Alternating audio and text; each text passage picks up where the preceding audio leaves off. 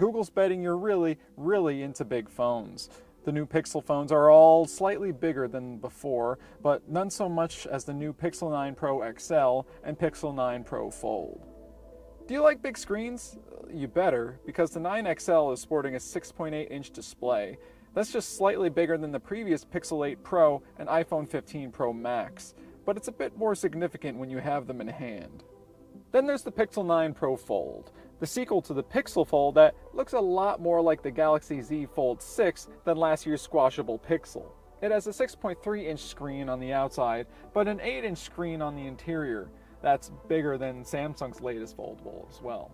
Google's getting rid of the rounded sides and is offering more pill-shaped camera bars, but the Fold is especially interesting.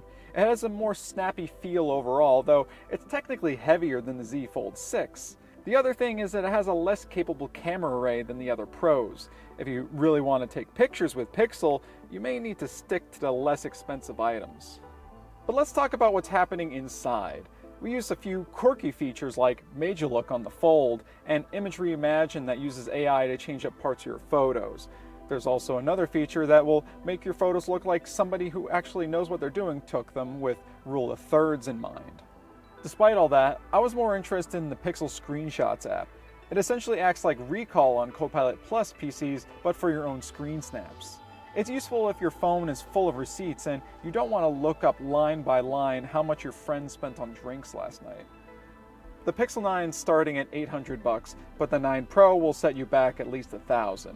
The XL starts at $1,100, but if you opt for the Pixel 9 Pro Fold, it's going to set you back a whopping $1,800, just like last year's.